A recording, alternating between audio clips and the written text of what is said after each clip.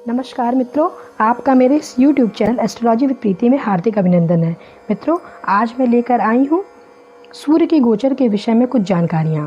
मित्रों, वर्तमान समय में सूर्य अपनी उच्च राशि मेष राशि में संचरण कर रहे हैं और अब 14 मई 2020 बृहस्पतिवार को सायंकाल 5:05 पर अपनी उच्च राशि मेष से निकलकर दैत्य गुरु शुक्र के स्वामित्व वाली राशि में अर्थात वृषभ राशि में गोचर करेंगे।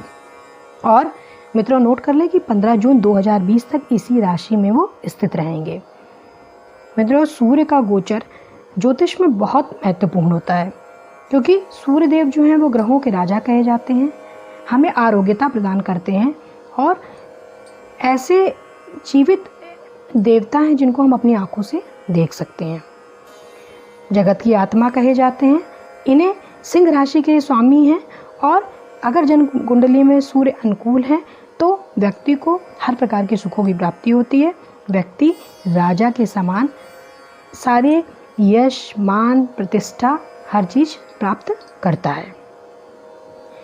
तो मित्रों, और ये जो गोचर हम बता रहे हैं ये आपको वो लग्न कुंडली और चंद्र कुंडली दोनों से देखिए मित्रों, गोचर देखने की विधि यही होती है कि आप लग्न कुंडली से भी देखें और चंद्र कुंडली से भी देखें और दोनों का 50-50% प्रभाव पड़ता है।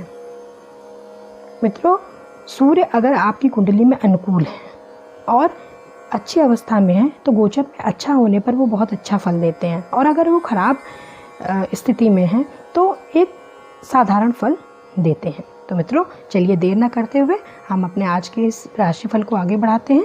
राशियों के क्रम में पहली राशि है मेष राशि। मेष राशि, सूर्य अगर यहाँ पर देखें तो सूर्य पंचम भाव के स्वामी हैं। यहाँ पर कारक भी होते हैं क्योंकि ये मंगल के परम मित्र कहे जाते हैं। तो और यहाँ पर इनका गोचर द्वितीय भाव में हो रहा है। यहाँ द्वितीय भाव में जब सूर्य आते हैं तो धन के परिवार के भाव में होते हैं, वाणी थोड़ी सी उग्रता कर देते हैं। बाकी धन के मामले में यहाँ पर स्थिति अच्छी करते हैं। तो क्योंकि वाणी खराब होती है इसलिए आपकी हो सकता है पारिवारिक समस्याएं, क्योंकि परिवार का भी ये है जगह कही जाती है, तो परिवार में कुछ ना कुछ मतभेद हो सकता है। अष्टम भाव को देखते हैं तो ससुराल पक्ष से आपको कहीं ना कहीं फ़ायदा मिलेगा। स्वास्थ्य में कुछ समस्याएं आ सकती हैं, जैसे बुखार, शिद्दत जैसी समस्याएं आ सकती है। और शिक्षा के मामले में अगर इसे कहा जाए तो गोचर बहुत अनुकूल साबित होगा, अच्छे परिणाम आपको मिलेंगे। और अगर आपको शादी हो चुकी है, अगर आप संतान के लिए प्रयत्नशील हैं तो ये गोचर जो है आपके लिए उत्तम रहेगा और आपकी संतान की प्रगति में ये उत्तरोत्तर वृद्धि करेगा।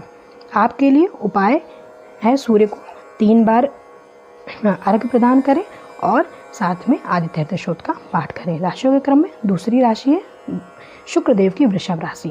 मित्रों, क्योंकि यहीं पर ही वृषभ राशि में ही सूर्य का गोचर है तो यहाँ पर वृषभ राशि में चतुर्थ भाव के स्वामी होते हैं। तो चतुर्थ भाव का स्वामी प्रथम भाव में, मतलब सुख का स्वामी है वो कहीं ना कहीं प्रथम भाव में आया है, तो मिश्रित परिणाम यहाँ पर लेके आएंगे।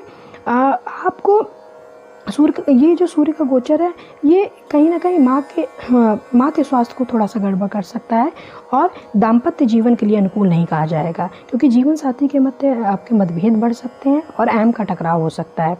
इससे रिश्तों के सुखों की कमी आप देख सकते हैं। और अगर आप अचल संपत्ति इस समय लेना चाहते हैं तो बहुत सही है, आप ले सकते हैं। और आपको अगर अपने जो शान शौकत से बढ़ाने का कोई, अगर आप जो भी चीज़ करना चाहते हैं, चाहे वो घर हो, गाड़ी हो, कुछ भी हो, वो आप ले सकते हैं। इसके लिए आपका समय सही चल रहा है। और आपके लिए उपाय कि आदित्य हृदय स्तोत्र का आप नियमित पाठ करें और 3 बार अर्घ्य अवश्य प्रदान करें। राशियों के क्रम में तीसरी राशि है बुध देव की मिथुन राशि। मिथुन राशि में अगर हम देखते हैं तो सूर्य देव आपकी राशि से तीसरे भाव के स्वामी, पराक्रम के स्वामी बनते हैं और द्वादश भाव में हो रहा है। तो आपके खर्चों में वृद्धि यहाँ पर दिख रही है कि वृद्धि होगी, तो खर्चे अव्यवस्थित भी होंगे। तो इसे कम से कम ये गोचर के दौरान आप इस बात का ध्यान रखें कि जो खर्चे हैं उनको कम करें, जहाँ ज़रूरत है वहीं पर ही करें। आध्यात्मिकता को यहाँ बढ़ाने वाला गोचर ये साबित होगा। और अगर विदेश से संबंधित कोई काम चल रहा है वहाँ पर आपको सफलता मिलेगी। द्वादश भाव में क्योंकि सूर्य हैं तो स्वास्थ्य को अवश्य पीड़ित करेंगे। आँखों में दर्द हो सकता है, निद्रा में कमी, बुखार, सिर दर्द, इस तरीके की समस्याएं वो दे सकते हैं। और शत्रु भी प्रबल हो सकते हैं। कोर्ट कचहरी का कोई ऐसा मामला चल रहा है उस पर भी वो भी आ सकता है कि कुछ ना कुछ। और आपकी छवि भी यहाँ पर कुछ खराब हो सकती है, इसका विशेष आप ध्यान रखें क्योंकि 12वां भाव व्यय का भाव कहा जाता है। और आप मानसिक तौर पे थोड़ा सा कमजोरी आपको फील होगी, इसको आप ध्यान दीजिए कि मानसिक रूप से आप मजबूत रहिए। आपके लिए उपाय है सूर्य भगवान को अर्घ दीजिए और साथ ही ओम आंग आदित्याय नमः का नित्य 108 बार जाप करिए। राशियों के क्रम में चौथी राशि है कर्क राशि। कर्क राशि को अगर हम देखते हैं तो सूर्य यहाँ पर दूसरे भाव के स्वामी हैं, धनेश कहे जाते हैं। और ये लाभ के भाव में एकादश भाव में हो रहा है तो कहीं ना कहीं महाधनी योग यहाँ पर कहा जाता है। ये यहाँ और एकादश भाव में किसी भी ग्रह का गोचर बहुत अच्छा कहा जाता है और हर तरीके से यहाँ पर लाभदायक सिद्ध दिख रहा है कि लाभदायक सिद्ध होगा। और आपकी प्रगति भी यहाँ पर बढ़ेगी। आपके काम में आपके जो बॉस हैं वो भी आपकी तारीफ़ करेंगे। और आप बस आपको ये ध्यान रखना है कि आपको पूर्ण निष्ठा से काम को करना है, क्योंकि काम जब पूरा ईमानदारी से होगा तो उसका ज़रूर फल प्राप्त होगा। और संतान के लिए भी ये समय अच्छा रहने वाला है, उनके भी जो भी योजनाएं उन्होंने बनाई उसमें भी सफलता मिलेगी। महत्वाकांक्षाओं को भी आपको पूरी होंगी, महत्वाकांक्षा पूरी होती दिख रही है। स्वास्थ्य भी आपका मजबूत रहेगा और धन को आपको सही जगह निवेश करने का प्रयास आपको करना चाहिए और आप करेंगे भी। सरकारी क्षेत्र में यहाँ लाभ के अवसर बिल्कुल दिख रहे हैं। जॉब जहाँ आप करते हैं वहाँ भी वरिष्ठ अधिकारियों का आपको सहयोग यहाँ पर मिल रहा है। व्यापार के भी दृष्टिकोण से अगर देखें तो गोचर काफ़ी अच्छा यहाँ साबित हो रहा है। कुल मिला के कर्क राशि वालों के लिए गोचर अच्छा है। आपके लिए उपाय सूर्यदेव के मंत्र का ओम गृणी सूर्याय नमः का जाप करिए, 3 बार अर्घ अवश्य प्रदान करें सूर्य को। राशियों के क्रम में 5वीं राशि है सिंह राशि। सिंह राशि को सूर्यदेव का गोचर आपकी राशि से दशम भाव में प्रवेश कर रहे हैं। दशम भाव में सूर्य को विशेष बल प्राप्त कहा जाता है, जिसे दिग्बल कहा जाता है। दिग्बली होते हैं यहाँ पर पूरे पूर्ण क्षमता से भरे होते हैं, अपने बल से पूरे भरे होते हैं। तो दशम भाव में सूर्य का गोचर अनुकूल होता है। सूर्य आपकी राशि का स्वामी है और दशम भाव सबसे मजबूत केंद्र भाव भी कहा जाता है। तो यहाँ पर सूर्य का गोचर बहुत अच्छा, कार्यक्षेत्र के लिए बहुत अच्छा होता है। आपके वरिष्ठ अधिकारियों से आपकी बनेगी, आपके मान सम्मान में वृद्धि होगी, आप शत्रुओं पे भारी पड़ेंगे और यश और प्रसिद्धि में भी आपको इजाफा होता हुआ दिखेगा। आपकी रोग प्रतिरोधक क्षमता में भी यहाँ वृद्धि दिख रही, स्वास्थ्य में भी यहाँ मजबूती रहेगी और हर कार्य में आपको सफलता प्राप्त होगी। आपके लिए उपाय वही है, 3 बार अर्घ प्रदान करें और साथ ही सूर्य को 3 बार अर्घ प्रदान करें और गायत्री मंत्र का आप नित्य जाप करें। राशियों के क्रम में 6ठी राशि है बुधदेव की कन्या राशि। यहाँ पर हम देखें तो यहाँ का सूर्य का गोचर 9वें भाव में हो रहा है और द्वादश भाव के स्वामी हैं आपके। द्वादशीश जो हैं वो कहीं ना कहीं 9वें भाव में गए हैं, तो कहीं ना कहीं आपके भाग्य का स्वामी 12वें भाव में जाना वैसे तो बहुत अच्छा नहीं कहा जाता है। द्वादश जो भाव का स्वामी है वो 9वें भाव में आना बिल्कुल नहीं अच्छा कहा जाता, क्योंकि कहीं ना कहीं भाग्य को कमज़ोर करता है। विदेश जाने की अगर आप कहीं आपकी बात चल रही है तो वहाँ पर आप जाके वहाँ पर खूब आप मान सम्मान आपको हासिल मिलेगा। पिताजी का स्वास्थ्य बिगड़ सकता है, उनका ध्यान रखिए। मान सम्मान में आपकी वृद्धि होगी निसंदेह है बिल्कुल। देखिए और समाज के कामों में भी आपका नाम होगा। आप तीर्थाट जिसे कहते हैं तीर्थ स्थल पे जा सकते हैं, मंदिर में जा सकते हैं, मानसिक शांति का आप अनुभव कर सकते हैं और आपके प्रयासों में तेजी होगी। आप काम को करेंगे और आपको उस काम को अच्छे से आप कर भी पाएंगे। यात्राओं पे जाने का मौका यहाँ पर दिख रहा है। धर्म कर्म के मामलों में और खर्चों पर नियंत्रण रखने से आप बचत कर सकते हैं, इसलिए बचत में ध्यान रखिए। या तो आमदनी में पहले के मुकाबले थोड़ी सी यहाँ पर कमी दिख रही है। स्वास्थ्य आपका ठीक रहेगा और बीमारियों से आपको छुटकारा मिलेगा। आपके लिए 3 बार अर्घ प्रदान करें और 108 बार आप गायत्री मंत्र का जाप करें। राशियों के क्रम में 7वीं राशि है शुक्रदेव की तुला राशि। तुला राशि में हम देखते हैं कि सूर्य एकादश भाव के स्वामी है और सूर्य का गोचर अष्टम भाव में हो रहा है, मतलब आय का स्वामी जो है अष्टम भाव में है। तो यहाँ पर थोड़ी सी समस्याएं दिखेंगी। और कहीं ना कहीं गोचर के प्रभाव में स्वास्थ्य में समस्या हो सकती है, आप बीमार हो सकते हैं और आपके पित्त रोग में वृद्धि हो सकती है, बुखार आ सकता है। स्वास्थ्य का विशेष ध्यान रखें। और ये भी आप देख लीजिए कि आपके ग्रहों की दशा क्या चल रही है, इस तरीके तब ही गोचर को फलादेश करिए। और आमदनी में आपकी गिरावट आ सकती है, धन हानि की संभावना हो सकती है, तो थोड़ा सा धन प्राप्ति के लिए परिश्रम करें। और थोड़ा आपका जो आपकी ज्योतिष और इस समय इस टाइप की जो भी विद्या हैं उसमें आपका इंटरेस्ट जरूर बढ़ेगा। और पिता के लिए भी आपका ये समय अच्छा नहीं, उनका स्वास्थ्य कुछ ना कुछ गड़बड़ हो सकता है। और उनके भी करियर में अगर वो नौकरी करते हैं तो उतार चढ़ाव को उनके लिए भी सामना उनको कर सकता है। और सरकारी अगर नौकरी में अगर देखते हैं तो कहीं ना कहीं आपको थोड़ा बहुत आपको सतर्क रहना पड़ेगा, क्योंकि कोई ना कोई आपकी जांच बैठ सकती है। अष्टम भाव में छुपे हुए चीज़ें निकलती हैं, इसलिए उसको भी ध्यान आपको देखना है। इसलिए सामाजिक स्तर पे आपको गिरावट आ सकती है। आपके लिए उपाय 3 बार अर्घ्य प्रदान करिए और रविवार के दिन गेहूं और गुड़ का दान करिए। राशियों के क्रम में 8वीं राशि है वृश्चिक राशि, मंगल देव की राशि है। इसके वृश्चिक राशि के 7वें भाव में सूर्य का गोचर होगा और यहाँ पर सूर्य 10वें भाव के स्वामी है और कहीं ना कहीं साझेदारी और विवाह के भाव में विराजमान होंगे। जहाँ पर सूर्य आते हैं तो वहाँ पर जो रिश्तों से संबंधित को थोड़ा सा प्रॉब्लम क्रिएट करते हैं और इस यहाँ पर आपको मिश्र परिणाम लेके आएगा। व्यापार में अच्छी आपको लाभ की प्राप्ति होगी। नौकरी करेंगे वहाँ पर भी आपको पदोन्नति और तनख्वाह में वृद्धि मिलेगी। लगन और मेहनत से आप करें, काम आपको करना चाहिए जिससे कार्यक्षेत्र में आपकी स्थिति रहे। आपके दाम्पत्य जीवन के हिसाब से ये गोचर को नहीं कहा जा सकता, क्योंकि आपके जीवन साथी और आपके मध्य अहम का टकराव बिल्कुल है।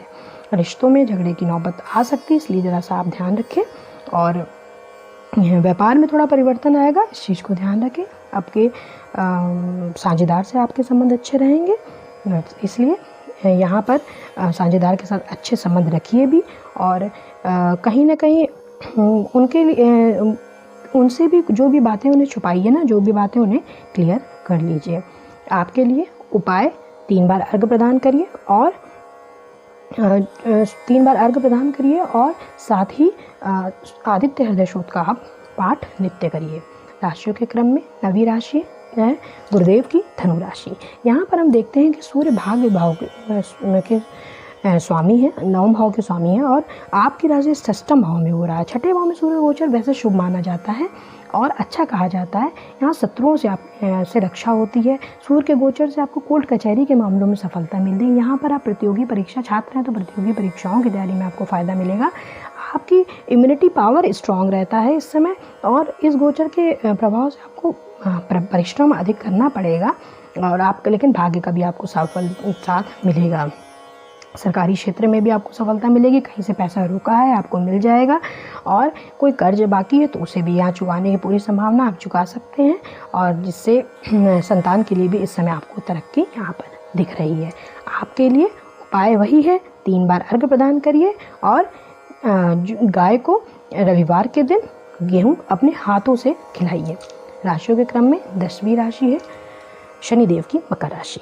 सूर्य का गोचर अगर हम ये देखें तो आपकी राशि से 5वें भाव में होगा। सूर्य आपके लिए 8वें भाव के स्वामी है। अष्टमी इसका 5वें भाव में विशेष रूप से 5वें भाव को कहा जाता है बुद्धि, ज्ञान, संतान, प्रेम संबंधों को माना जाता है। तो इसमें संतान को कुछ शारीरिक समस्याएं आ सकती हैं और एकाग्रता वो जिस क्षेत्र में काम कर रहे हो ना एकाग्रता की आवश्यकता पड़ेगी और कहीं ना कहीं यहाँ पर एकाग्रता भंग होने का बिल्कुल दिखाई पड़ रहा है। शारीरिक रूप से अगर आपको देखा जाए तो आपके अंदर गर्मी और पित्त की असंतुलित स्थिति को महसूस करेंगे, जिससे आपके शरीर का स्वास्थ्य जो है वो सही नहीं रहेगा। इसलिए अपने शारीरिक स्वास्थ्य पर बहुत ध्यान रखें और योग और ध्यान की शरण में आप रहिए।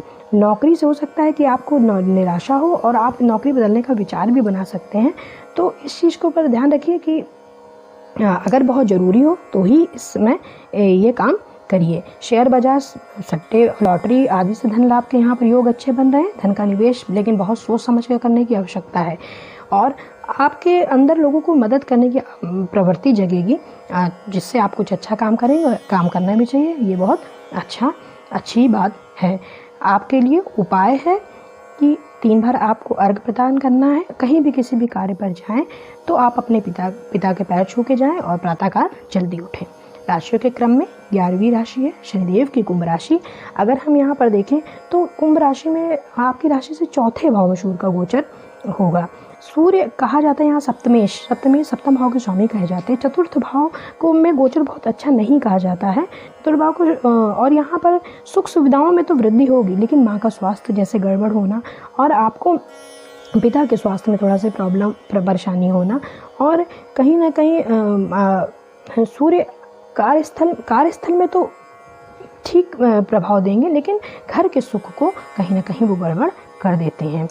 और कहीं पर भी मकान लेने की बात हो रही हो तो आप ले सकते हैं। और साथ ही यदि आप व्यापार करते हैं तो आपके लिए ज़रूरत है कि इस समय आप कुछ समय के लिए कुछ निर्णयों को छोड़ दीजिए। और शादीशुदा आप हैं तो दाम्पत्य जीवन आपका सुखमय रहेगा। जीवन साथी को भी अगर वो कार्य करते हैं कुछ तो उनके भी कार्य क्षेत्र में सफलता मिलने की प्रबल संभावना यहाँ पर दिख रही है। इस गोचर की अवधि में आप भवन और वाहन की प्राप्ति कर सकते हैं। अगर आपको लेना है तो ये समय बिल्कुल सही चल रहा है। आपके लिए उपाय वही है, सूर्य को प्रातःकाल अर्घ दीजिए 3 बार और रविवार के दिन गेहूँ आप गाय को खिलाइए। राशियों के क्रम में अंतिम राशि है गुरुदेव की मीन राशि।